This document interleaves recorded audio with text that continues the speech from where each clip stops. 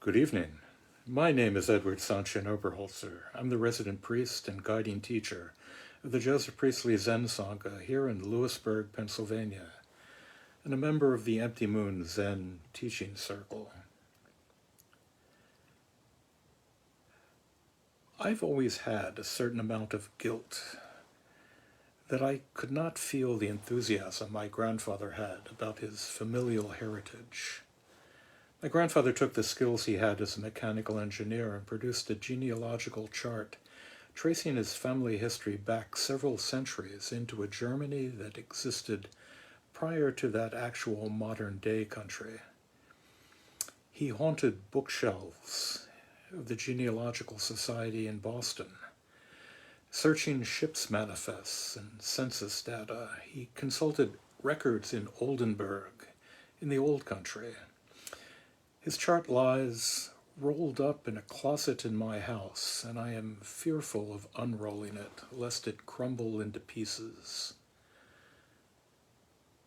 Perhaps my grandfather was haunted by that perennial question of who he was, and sought his answers in the dusty shelves of the Genealogical Society rather than, as so many of us do, by sitting down, shutting up, and paying attention.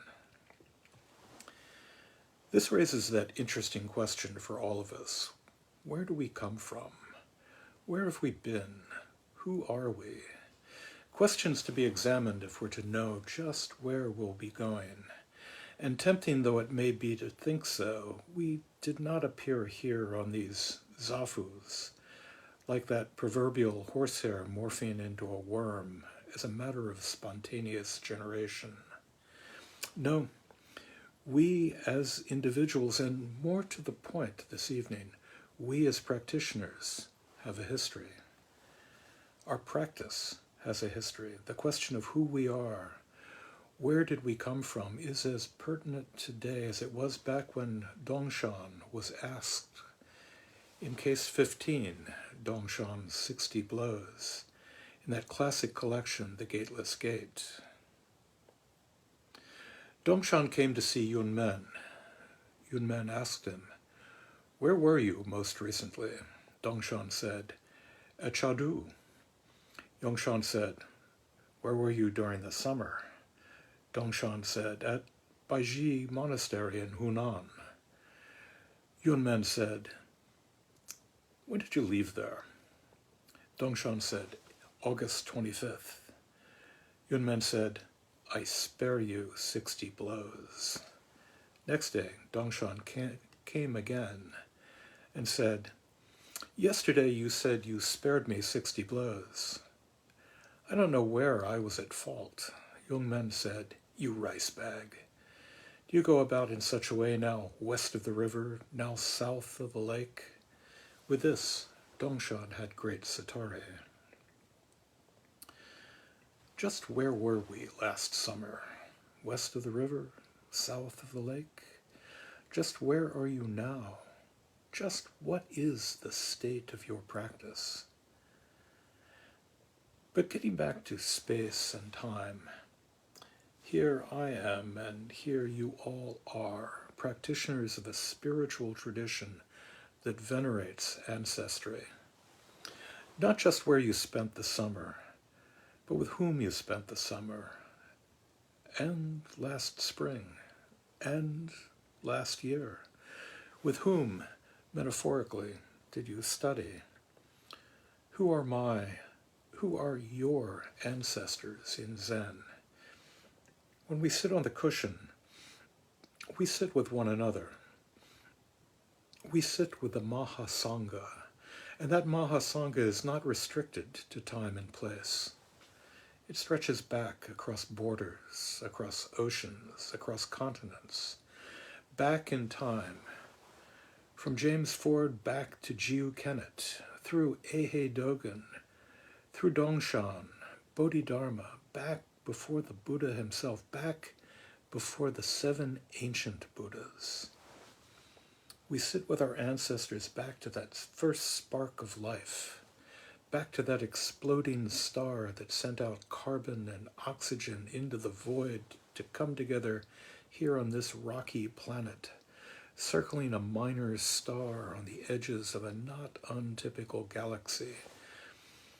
We sit with that unspeakable, unthinkable moment of the Big Bang and peer into the emptiness that precedes the very beginning. We sit with the universe, and that universe has a history, a lineage to honor. When Zen arose in China, it brought with it the tradition of the home leaver, the bhikkhu from India. China was a culture that venerated the family and the ancestors of the family, and any move to take a beloved or not so beloved son from the family and from his responsibilities to that family and lock him behind monastery walls was looked on askance. There were those who see Zen as the offspring of Buddhism and Taoism, but I would say that we cannot exclude that other vast spiritual current in medieval China, Confucianism, with its emphasis on filial piety. So Zen, or Chan as it was then known, replaced filial duty with an acknowledgement of our debt to our dharmic ancestors. Just as my grandfather carefully wrote out that long line of, it turns out, bookbinders, going back to Oldenburg in northwest Germany, so we can turn to lists of our ancestors in Zen, beginning with the 7 ancient Buddhas: Bibashi Butsu Daiyosho, Shikibutsu Daiyosho, Bishafu Butsu Daiyosho, Kurusan Butsu Daiyosho, Kunagon Muni Daiyosho, Kasho Butsu Daiyosho, Shakyamuni Butsu Daiyosho. The 7 ancient Buddhas end with the historic Buddha. Siddhartha, known as the sage of the Shakya clan, or Shakyamuni.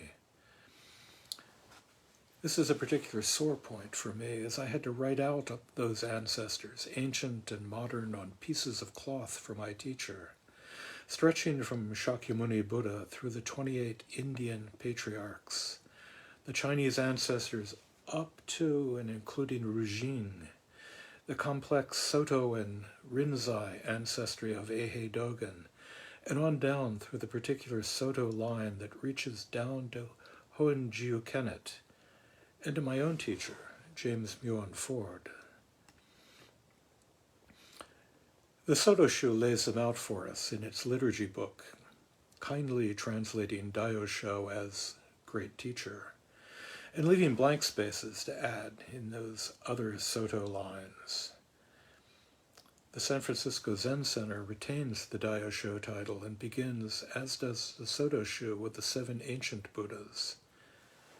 They also, unlike the Soto Shu, provide a woman's lineage that is chanted on alternate days. Our Boundless Way predecessors provide an abbreviated lineage beginning with the mother of all Buddhas, Prajnaparamita, and selecting 4 each from our Indian, Chinese, Japanese, and for Boundless Way, Korean ancestries, ending with the acknowledgement of our modern ancestors, both priestly and lay. One of our koan collections in this modified Soto lineage in which we sit is The Transmission of the Lamp, a collection of enlightenment stories drawn together by Keizan, the Dharma grandson of Dogen, and tracing our lineage from the first case, the enlightenment story of Siddhartha Gautama, the Buddha, on up to Koen Eho, the successor of Dogen. Many of these are just fictional, but they still provide a lineage that goes all the way back. But let's reach back to that time before time, to that ancestor of all ancestors, the mother of all Buddhas, Prajnaparamita, the goddess known as great perfect wisdom. In this, the hymn in her praise, the hymn to the perfection of wisdom. Homage to the perfection of wisdom, the lovely, the holy. The perfection of wisdom gives light, unstained. The entire world cannot stain her. She is a source of light, and from everyone in the triple world she removes darkness. Most excellent are her works. She brings light so that all fear and distress may be forsaken, and dispenses the gloom and darkness of delusion. She herself is an organ of wisdom. She has a clear knowledge of the own being of all dharmas, for she does not stray away from it. The perfection of wisdom of the Buddhas sets in motion the wheel of the Dharma.